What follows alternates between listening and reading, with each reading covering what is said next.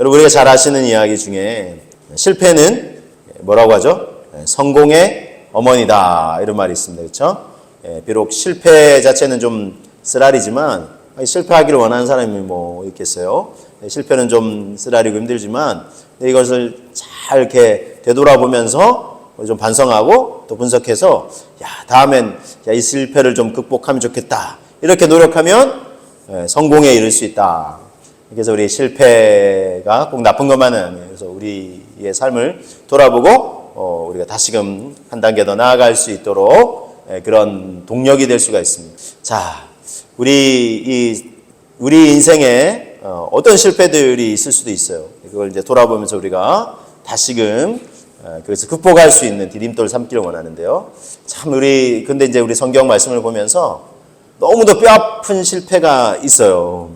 그것은 다름 아닌 우리 첫사람 하와와 이제 아담의 이제 실패가 참 이 실패로 말미암아 인류 전체에 큰 아픔을 이제 초래하게 되었습니다. 자, 그렇지만 이제 이 실패가 너무 이제 쓰라리지만 우리가 이 실패 역시 되돌아 보면서 또 분석해 보면서 무엇 때문에 왜 실패했는지, 그러면 또다시 이런 실패를 겪지 않으려면 어떻게 해야 되는지 우리가 말씀을 통해서 우리 함께 되새겨 볼 수 있기를 원합니다. 자, 창세기 3장 1절이죠. 3절 말씀을 먼저 보실 텐데요. 자, 그런데 뱀은 여호와 하나님이 지으신 들짐승 중에 가장 간교하니라. 뱀이 여자에게 물어 이르되 하나님이 참으로 너희 동산 모든 나무의 열매를 먹지 말라 하시더냐. 여자가 뱀에게 말하되 동산 나무의 열매를 우리가 먹을 수 있으나 동산 중앙에 있는 나무의 열매는 하나님의 말씀에 너희는 먹지도 말고 만지지도 말라. 너희가 죽을까 하노라 하셨느니라 그랬어요. 자, 처음 사람들이 실패한 이유는 무엇 때문일까요? 오늘 나눌 첫 번째인데 이거는 하나님의 말씀을 왜곡할 때 그들에게 큰 실패를 그들이 경험하게 되었다는 것입니다. 하나님의 말씀을 말씀 그대로 받아들이지 않고 왜곡할 때, 왜곡한다는 것은 본래의 뜻을 그릇되게 해석을 하거나 그것을 이제 적용을 하는 거예요.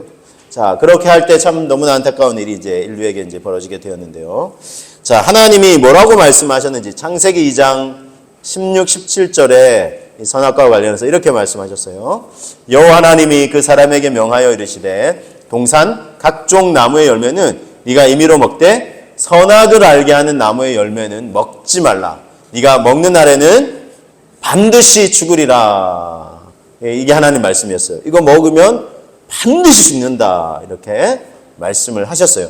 반드시 죽는다고 말씀을 하셨죠. 자, 그런데 뱀이 이제 다 이렇게 미혹을 했을 때, 자, 이 하와가 어떻게 대답을 합니까? 3장 3절 다시 한번 되새겨 보시면, 동산 중앙에 있는 나무 열매는 하나님의 말씀에 너희는 먹지도 말고 만지지도 말라. 너희가 죽을까 하노라 그랬어요. 반드시 죽으리라 하셨는데 죽을까 하노라 그랬어요. 근데 뱀이 이어서 이렇게 3장 4절에 보니까 뱀이 여자에게 이르되 너희가 결코 죽지 아니하리라 그랬어요. 자, 말씀이 어떻게 왜곡돼서 이렇게 바뀌었는지 한번 보실까요? 반드시 죽으리라 그랬죠? 하나님 말씀하셨는데 이 하와가 흔들렸어요. 죽을까 하노라 그랬어요. 그랬더니 뱀이 결코 죽지 않는다 그랬어요. 보세요. 완전히 바꿨어요. 그렇죠? 그래서 우리가 이렇게 말을 전달하는 게임이 있는데 쫙 사람이 있고 이제 처음 사람한테 이렇게 전달을 하면은 조금씩 바뀌어가지고 마지막에 완전히 다른 뜻이 돼버리는 경우가 있어요. 그렇죠? 이게 지금 그래요. 보세요. 처음 반드시 죽는다 그랬는데 뭐 중간을 거쳐서 죽을까 하노라 해서 결코 죽지 아니라로 바뀌는 거죠. 완전히 다른 뜻이 돼버린 거죠. 그렇죠? 그래서 결코 죽지 않는다. 이거 먹어도 안 죽는구나 이렇게 생각을 하게 됐죠. 말씀을 완전히 왜곡해서 적용을 하게 된 것입니다. 이렇듯 사탄은 하나님의 말씀을 왜곡하도록 유도하고 또 실패하도록 미혹한다는 것입니다. 이것은요, 이단들이 하는 방법과 같습니다. 하나님의 말씀을 교묘하게 왜곡을 해요. 그리고 미혹하고 결국은 넘어지게 만듭니다. 말씀을 말씀 그대로 보지 못하게 만들고 또 이게 말씀을 전체적인 맥락에서 보는 것이 아니라 딱 자기들의 필요한 부분만 발췌를 해서 마치 그것이 이제 이 정확한 말씀인 것처럼 그렇게 미혹을 해요. 근데 전체적인 맥락에서 보면 이게 틀린 겁니다. 그렇게 이제 미혹을 한다는 것입니다. 자, 이게 그래서 성경 말씀은 함부로 이렇게 사람이 이렇게 저렇게 함부로 풀려고 하면은 안 돼요. 베드로후서 1장 20절 21절에 베드로 사도가 이렇게 권면하고 있습니다. 먼저 알 것은 성경의 모든 예언은 사사로이 풀 것이 아니다 그랬어요. 사사롭게 그냥 함부로 쉽게 생각하고 풀면 안 된다는 거예요. 예언은 언제든지 사람의 뜻으로 낸 것이 아니요 오직 성령의 감동하심을 받은 사람들이 하나님께 받아 말한 것임이라 그랬어요. 또 이어지는 이제 베드로서 3장 16절에 보면 또 그 모든 편지에도 이런 일에 관하여 말하였으되 그 중에 알기 어려운 것이 더러 있으니 무식한 자들과 굳세지 못한 자들이 좀 심한 표현이죠. 근데 이건 말씀을 함부로 풀면은 안 된다는 강조하기 위해서 이렇게 그래요. 다른 성경과 같이 그것도 억지로 풀다가 스스로 멸망에 이른다 그랬어요. 성경도 막 억지로 푸는데 그러면 또 성경과 같이 이것도 억지로 푼다는데 이건 뭐냐면 말씀 전체 맥락을 제가 쭉 베드로후서 다시 읽어봤어요. 요 구절만 그래서 우리도 요거 오류를 보면 안 되죠. 그래서 제가 앞에 내용을 다시 읽어봤는데 이거는 마지막 종말의 때 우리 주님이 여기 뭐 오신다 여기 있다 저기 있다 이단들이 이제 또 종말론 가지고 굉장히 많이 사람들을 미혹하죠. 그래서 이것도 함부로 풀면 안 된다니 종말에 관한 거. 그 다음에 성경도 마찬가지고 우리 구약의 예언의 말씀이라든지 뭐 이런 것들은 함부로 막 푸는 거예요. 그래서 함부로 억지로 풀다가 스스로 멸망에 이른다 그랬어요. 그래서 참 안타까운데 이 성경 말씀이 이게 생명의 말씀인데 이걸 억지로 막 이렇게 사람들에게 유리한 대로 또는 뭐 이단은 자기들의 교리에 맞게끔 유리한 대로 이렇게 막 풀려고 하는 거예요. 그러다가 스스로 멸망에 이른다 그랬습니다. 한 가지 제가 예를 들어드리면 자 보혜사 성령님에 관한 건데 요한복음 14장 26절에 예수님이 말씀하셨어요. 보혜사 곧 아버지께서 내 이름으로 보내실 성령 그가 너에게 모든 것을 가르치고 내가 너에게 말한 모든 것을 생각나게 하리라 그랬어요. 예수님이 이제 내가 얼마 안 있으면 너희를 곧 떠나갈 거다.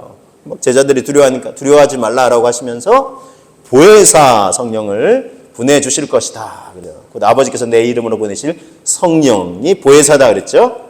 자, 그리고 이제 예수님은 이제 이 땅에서의 사명, 우리 인류를 구원하시기 위해서 십자가에서 빌려 죽으시고 죽음으로 끝나는 것이 아니라 부활의 권능으로 다시 사셨죠.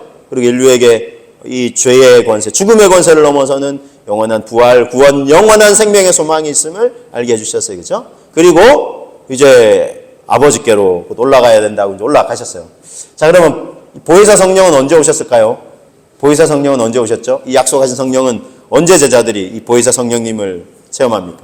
사도행전에 보면 이 성령님을 체험한 것이 이제 소개하고 있죠. 2장 1절과 4절 말씀을 소개하면 오순절 날이 이미 이름에 그들이 다 같이 한 곳에 모였더니 그들이 다 성령의 충만함을 받고 성령이 말하게 하심을 따라 다른 언어들로 말하기를 시작하니라 그랬어요. 그렇죠? 약속하신 보혜사 성령이 예수님이 이제 올라가시고 머지않은 때에 예수님이 부활하시고 40일간 제자들과 함께 가시면서 하나님 나라를 말씀하시고 그리고 이제 승천하시고 하나님 보좌 우편에 앉으시고 10일이 더 지난 다음에 그래서 예수님 부활 이후에 보면 50일이에요. 그래서 오순절입니다. 오순절. 그때 오셨어요. 이미 오셨어요. 그리고 이때 성령의 충만함을 받은 베드로가 수많은 사람들 앞에 담대하게 이 하나님이 시작하신 역사 또 이스라엘 역사 가운데서 죄를 범하고 하나님을 저버리고 그렇겠지만 하나님이 구원자 예수 그리스도를 보내주시고 그래서 구원의 은혜를 베풀어 주신 걸 말씀을 선포했을 때 수많은 사람들이 그러면 마음에 찔림을 받아서 우리가 어찌할꼬 그랬더니 회개하여 예수 그리스도의 이름으로 세례를 받으라. 그러면 또 성령의 은혜를 선물로 받을 것이다. 이렇게 해서 정말 수많은 사람들이 구원받는 역사가 일어났어요. 그러니까 예수님이 약속하신 보혜사는 이미 그때 오신 거예요. 제가 왜 이 말씀을 하냐면 근데 지금 이 시대에 내가 보혜사요 이런 사람이 있다는 거예요. 이단이죠 이거. 이단이에요. 내가 보혜사라는 거 자기가 보혜사라는 거예요. 말도 안 되는 얘기를 하고 있어요. 이미 약속하신 보혜사는 오셨고 그런 사람이 있어요. 이단의 교수. 우리가 뭐 잘 아시는 이단이에요. 신천지 이단의 교주가 내가 보혜사 자기가 보혜사래요. 그뿐만 아니라 또 다른 이단의 교주들은 다 자기가 신이래요. 그러면 제가 지난번 말씀드렸는데 하나님은 이 시간과 공간을 창조하셨고 그렇지만 우리가 시간과 공간에 매이죠 인간은. 근데 하나님이 여기에 매이지 않아요. 자기가 신이라면 자기가 영이라면 이 시간과 공간의 제약을 받으면 안 돼요. 근데 뭐 이단의 교주라는 사람들도 다 시 공간의 제약을 받잖아요. 그러면서 자기들이 신이래요. 자기가 영이래요. 자기가 보혜사래요. 이게 참 안타까워요. 자기만 망하는 게 아니라 아까 베드로후서 말씀처럼 다 멸망에 이르게 하는 거예요. 다른 사람들 멸망의 길로 이끌어가는 거예요. 그런데도 사람들이 참 거기 속아가지고 지금 멸망의 길로 함께 이제 끌려가는 거예요. 너무나 안타깝지 않을 수가 없습니다. 자, 이 사실을 아는 우리는 어떻게 해야 될까요? 베드로의 사도의 권면을 하나 더 보겠습니다. 베드로후서 3장 17, 18절. 그러므로 사랑하는 자들아, 너희가 이것을 미리 알았은즉 무법한 자들의 미혹에 이끌려 너희가 굳센 데서 떨어질까 삼가라. 오직 우리 주 곧 구주 예수 그리스도의 은혜와 그를 아는 지식에서 자라가라 그랬어요.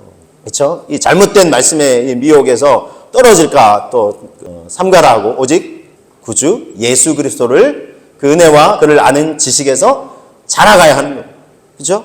그래서 우리 성경 말씀이 이렇게 한 분으로 표현을 하라고 하면 이제 예수 그리스도라고 표현할 수 있어요. 물론 뭐 예수 그리스도만이 아니라 모든 하나님의 이 풍성한 이 말씀이 다 한 게 담겨 있지만 그러나 이제 궁극적으로 이게 말씀이 이 창세기부터 요한계시록까지 66권이라면 그래서 이걸 이 구슬이 서말이라도 꿰어야 보배가 된다 이런 말 있죠. 이걸 쫙 꿰는 게 뭐예요? 꿰는 줄 같은 게 바로 예수 그리스도라는 거예요. 그래서 예수 그리스도를 빼놓고는 이야기할 수 없는 것이 바로 이 성경입니다. 자, 그래서 예수 그리스도를 아는 지식에서 우리 자라가야 할 줄로 믿습니다. 자, 그래서 우리가 성경 말씀 억지로 풀면 안 돼요. 그래서 억지로 풀었는데 보니까 막 처음에는 구원을 얘기하고 막 이렇게 막 이 어려운 비유로 막 풀어준다 하다가 마지막에 가서 예수님이 아니라 이단의 교주가 딱 들어가는 거예요. 이건 100% 이단이에요. 그렇죠? 마지막에는 예수 그리스도가 돼야 돼요. 구원이 돼야 되고 하나님이 돼야 되고 천국 하나님 나라의 소망이 돼야 되는데 엉뚱한 게 그 자리를 차지한다는 말이에요. 그래서 멸망에 참 이르게 되는 안타까운 경우를 볼 수 있는데 어쨌든 우리가 하나님의 말씀을 왜곡할 때 넘어지고 실패한다라는 사실을 우리가 반드시 기억하고 그렇죠? 그래서 여러분 하나님 말씀을 알아가려는 일에 열심을 내는 거는요 주저할 일이 아니에요. 사실 뭐 이리저리 막 이런 거 이거 편한 거 찾고 이렇게 하면 다 그냥 안 하고 싶죠. 그러나 우리 하나님 말씀을 알아가고 믿음 안에 자라가는 건 평생 해야 돼. 평생. 그렇죠? 그래서 어디까지 자라가라 그랬어요? 예수 그리스도에까지 자라가라 그랬잖아요. 장성한 분량 이르기까지 예수 그리스도에게까지. 그래서 평생 주님 앞에 설 때까지 이 말씀을 배우고 알아가는 일에 우리 열심을 품어야 할 줄로 믿습니다. 그렇게 되시기를 주님이라 정말 축복하고 권면드립니다. 자, 그래서 말씀을 왜곡할 때 우리 실패에 넘어지고요. 자, 첫사람이 실패한 두 번째 이유를 제가 또 설명드리겠습니다. 두 번째 이유는 만족하지 못하고 비교하는 거예요. 네, 누구랑 비교하냐면 하나님과 비교할 때. 하나님과 비교할 때 이렇게 실패를 해요. 자, 창세기 3장 5절 사탄이 또 어떻게 시험했나 보실까요? 너희가 그것을 먹는 날에는 너희 눈이 밝아져서 하나님과 같이 되어 선악을 알 줄 하나님이 아심이라 그랬어요. 하나님과 같이 된다 그랬어요. 자, 비교 대상으로 삼은 존재는 다름 아닌 하나님이었어요. 하나님. 자, 하나님과 비교하니까 불만이 좀 생기는 거예요. 왜냐하면 하나님은 모든 것에 완전하고 완벽한 분이시고 모든 걸 다 갖춘 분이시고 예를 들어서 우리가 누가 와, 저 사람은 뭐 다 갖춘 것 같다 이렇게 생각이 들 때 나는 딱 보니까 아닌 것 그렇지 못한 것 같으니까 이게 자꾸 이제 비교하니까 이게 이제 자꾸 움츠려들고 주눅들고 그러면서 이제 불만을 막 갖기 시작하고 그러죠. 근데 여러분 이 비교의 대상이 딱 하나님. 근데 하나님은 진짜 완전하고 모든 것에 부족함이 없으신 분이에요. 그런 존재하고 비교하니까 뭐야 이거 나는 이거 야 이거 정말 이게 나는 아무것도 아니네 뭐 이런 생각이 드는 거예요. 자, 지난주 제가 말씀을 전하면서 사람은 불완전한 존재다 그렇죠? 그리고 서로 도움을 주고받아야 하는 존재임을 하나님이 그렇게 지으셨어요 우리를. 그래서 말씀 통해 나누었는데 자, 그렇다고 사람이 우리 불완전하니까 야 완전하신 내가 하나님처럼 좀 됐으면 좋겠다 그렇게 생각할 필요는 없어요. 왜냐하면 하나님이 된다는 거는 제가 지금 몇 번 말씀드리고 있죠. 너무 힘든 일이에요. 피곤한 일이에요.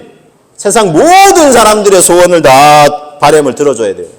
여러분 스포츠 경기만 하더라도요. 나라와 나라 지금 우리나라 지금 아시안컵 축구대회 하고 있죠. 나라와 나라끼리 경기하면 이 나라 사람들 저 나라 사람들 다 자기 나라 응원하죠. 근데 이 두 팀이 붙었어요. 그러면 두 팀 다 예를 들면 막 이렇게 기도를 해 하나님께.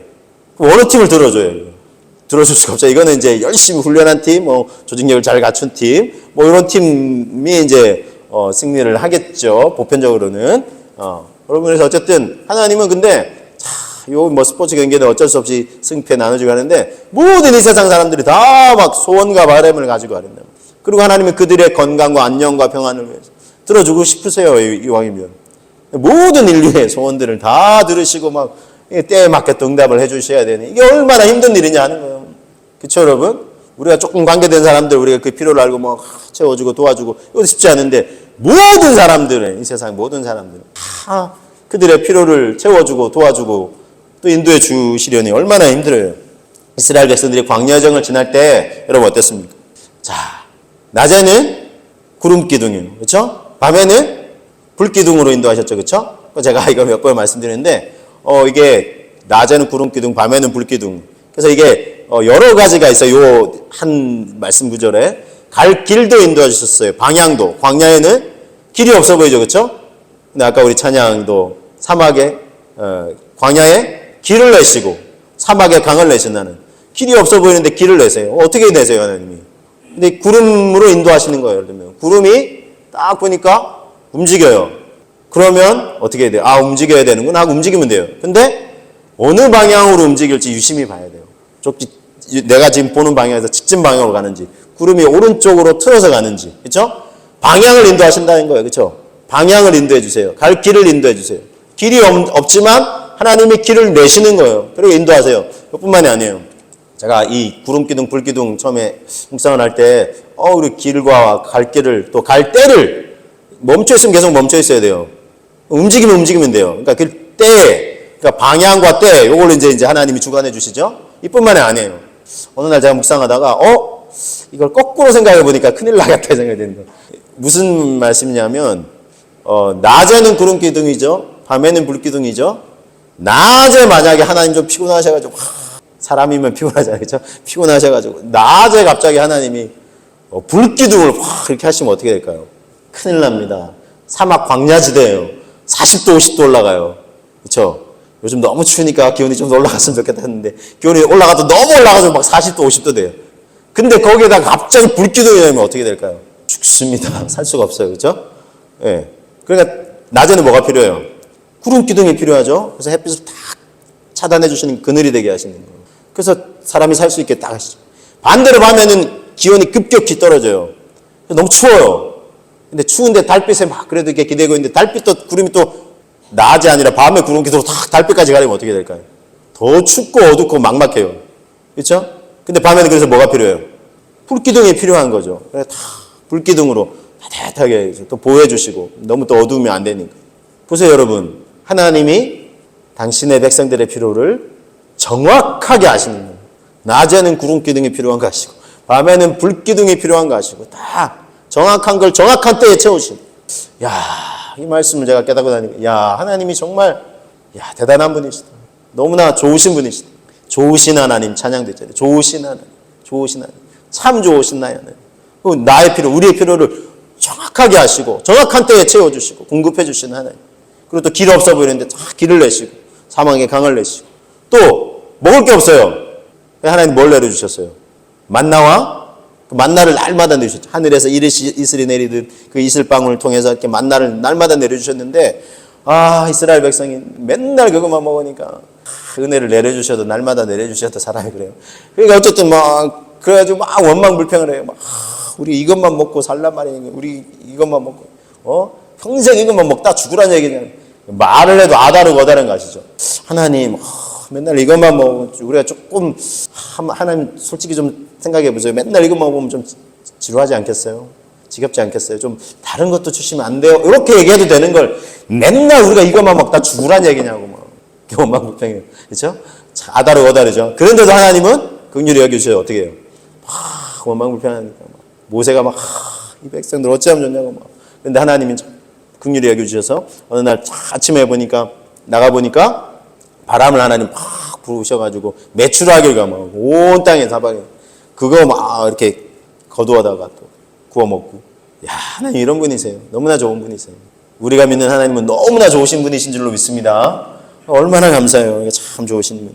그래서 사람은요 굳이 하나님이 될 필요 없어요. 하나님 되면 너무 힘든 일이에요. 모든 세상 사람들 다 그 필요를 신경 써줘야 되는 거예요. 너무 힘들어요. 그냥 우리는 하나님의 은혜를 받는 복과 하나님 주신 복과 은혜를 누리면서 살아가는 사람이 되면 하나님 형상대로 지음받은 존재잖아요. 아담과 비록 범죄 타락했지만 정말 그래도 근본 자체는 이게 존귀한 존재잖아요. 그것으로 또 하나님이 회복시켜 가잖아요. 이 구원을 통해서. 그래서 이제 그 은혜를 하나님 베풀어 주신 은혜와 복을 누리면서 사는 것이 가장 행복한 것입니다. 자, 그런데도 만족하지 못하고 자신을 하나님과 비교하면서 불만을 갖게 되면서 결국 실패하고 말았어요. 여러분 이건 사람만이 아니에요. 사람을 미혹했던 존재, 이 뱀의 형상을 봤지만 이 사탄이 먼저 하나님과 자신을 비교를 해요. 자, 사탄이 여러분 어떤 존재입니까? 사탄 마귀가 하나님을 예배를 주관하던 천사장이었어요. 자, 성경에 그래서 여러 이 사탄에 대해서 주는 힌트가 있는데 이사야서 14장에 있는 말씀을 좀 소개해 드릴게요. 이사야서 14장 12, 13절 너 아침의 아들 계명성이여 어찌 그리 하늘에서 떨어졌으며 너 열국을 엎은 자여 어찌 그리 땅에 찍혔는고 네가 네 마음에 이르기를 내가 하늘에 올라 하나님의 뭇별 위에 내 자리를 높이리라 내가 북극 지폐의 산 위에 앉으리라 그랬어요. 교만했어요. 자, 14, 15절은 더 가장 높은 구름에 올라가 지극히 높은 이와 같아지리라 하는도다 그랬어요. 그러나 이제 네가 쏘올 것 구덩이 맨 밑에 떨어짐을 당하리로라 그랬어요. 하나님을 예배하던 예배를 주관하는 천사장이었어요. 그런데 보니까 이야 예배 받는 거 만물로부터 예배 받는 거 너무 좋겠다. 내가 저 자리를 차지하고 싶다. 여기 이제 스멀스멀 올라와가지고 반역을 꾀한 거예요. 지극히 높은 이와 같아지리라. 내가 경배를 받아야 되겠어. 반역을 꾀하다가 이 반역에 동조한 천사들이 있어요. 타락한 천사들. 총 천사의 3분의 1이 동조를 했어요. 그래서 이렇게 천상의 세계에서 내쫓긴 거예요. 자, 그런데 천상의 세계에서 내쫓겨서 사람들을 미혹할 때 어떻게 해요? 자기가 실패했는데 그걸 똑같이 미혹해요. 하나님처럼 될까봐. 이거 먹으면 하나님과 같이 될까봐서 먹지 말라고 하는 거예요. 그러니까 하나님과 비교하게 만들고 자기가 그렇게 실패했으면 또 사람들 그렇게 해서 미혹해서 넘어뜨리려 한다는 것입니다. 그래서 여러분 이게 우리가 하나님 형상대로 지음받은 사람이 사람의 자리에 만족하지 못하고 하나님과 비교할 때에 결국 실패하고 말았습니다. 사람은요 신이 아닌 사람으로서의 위치에 만족하지 못하고 스스로 신처럼 여기기 시작할 때 정말 큰 실패를 경험하게 된다는 것입니다. 역사 속에 실제 한 인물을 좀 소개해 드리려고 할게요. 1975년부터 1979년까지 4년간 캄보디아의 공산주의 무장단체 이 크메르 루즈 정권을 통해서 통치를 했던 이 폴포트라는 이 사람을 좀 소개하려고 하는데 정권을 잡자마자 이 새로운 농민 천국을 건설하겠다 그래가지고 뭐 지식인들이나 그 다음에 좀 뭐 가진 사람들 또 배운 사람들 이런 사람들은 이게 전 정권에 빌붙어서 이렇게 또 살았다. 그래서 지금 새롭게 세워진 정권에 반기를 들 수도 있고 하니까 그 사람들을 다 이렇게 죽이기도 하고 그 다음에 도시민들도 농민 천국을 건설해야 된다. 도시민 이게 자본주의 이게 다 이 나라의 폐허다 이렇게 해가지고 다 도시에서 내쫓아 버려요. 그리고는 농촌으로 다 가게 해서 집단 농장 생활을 하게 해요. 근데 이 사람이 진짜 처음부터 나빴던 게 아니라 자기 생각에는 농민 천국을 건설하겠다 한 거예요. 그래서 사람들에게 같이 일을 하게 하고 쌀도 똑같이 배급해주면 평등한 거 아니냐. 뭐 잘 살고 못 사는 사람 없고. 그래서 모든 사람이 평등하게 잘 사는 세상을 꿈꿨어요. 그런데 이제 자기에게 이제 롤 모델 같은 게 공부를 하면서 프랑스 가서 유학도 하고 공부도 하면서 이게 이제 공산주의 사상을 이제 접하게 됐어요. 그러면서 당시에 중국에 이제 마오쩌둥이 있는데 공산 정권을 하면서 나름 혁명을 해가지고 성공한 케이스로 이제 모델로 이제 소개를 받고 그래서 공산 정권 하에서는 롤 모델과 같이 여겨진. 그래서 실제 만났어요, 이 폴포트가. 그래서 이제 마오쩌둥과 만나서 그래서 이제 중국을 다 돌아보고 하면서 근데 마오쩌둥이 이제 뭐라고 조언을 해줬냐면 너무 급진적으로 이 공산 이게 사상도 그렇고 너무 모든 걸 급진적으로 했다가는 안 된다. 천천히 해도 된다. 이렇게 얘기를 해줬는데 이 폴포트가 어떻게 생각했냐면 아니다. 나는 빨리 이 농민천국을 건설할 거다. 그래서 다른 사람은 몰라도 나는 성공할 거다. 그래서 마오쩌둥이 빨리 하면 이거 틀림없이 실패하니까 천천히 해라고 그렇게 조언을 하고 만류했음에도 불구하고 급진 개혁을 추진해요. 그래가지고 도심들 다 이제 농촌으로 이주시키고 집단 생활을 하면서 물론 이제 간부들이 이제 통제를 하면서 그래서 이제 쌀 수확량도 그 당시에 이제 캄보디아의 수확량이 3배가 되게끔 해가지고 모든 사람들이 평등하게 다 쌀 배급을 받고 이 배급을 주관하는 건 나라에서 다 주관하는. 그 심지어 화폐도 돈도 다 없애버렸어요. 왜냐하면 돈 있고 하니까 자유재산 있고 하면 안 되니까 없애버리고 나라에서 똑같이 배급해서 모든 사람이 공평하게 잘 사는 농민 천국 내가 이뤄내고 말겠다 해가지고 하는데 뭘 몰랐냐면 자기 자신에 대해서 잘 몰랐어요. 자기가 신과 같은 존재로 또 아니라고 마오쩌둥 저렇게 얘기해도 나는 이거 반드시 성공할 수 있다고 너무 확신을 했어요. 그리고 또 몰랐던 게 사람에 대해서 몰랐어요. 왜 몰랐냐면 같이 이제 다 이렇게 농장 생활을 이제 같이 이제 하면 농사를 같이 짓고 하면은 똑같이 배분을 하잖아요. 그러면 평등하지 않냐 생각했지만 일을 하는 사람들이 가만 보니까 내가 열심히 해도 저 열심히 안 하고 눈치 보면서 대충 하는 사람이랑 똑같이 배급을 받네? 그럼 내가 열심히 할 이유가 없죠. 열심히 안 하는 거예요. 그리고 또 어차피 이렇게 대충 해도 쌀 배급은 똑같이 받으니까 이게 더 많이 주는 것도 아니고 하니까 또 다 감시에 그렇게 따가운 눈초리만 피해서 일하는 척하고 사람의 그런 죄성이 있는 걸 몰랐던 거예요. 그래서 이게 쌀 수확량이 늘어나기는 그냥 별로 안 늘어나는 거예요. 그렇게 막 독촉을 하는데도.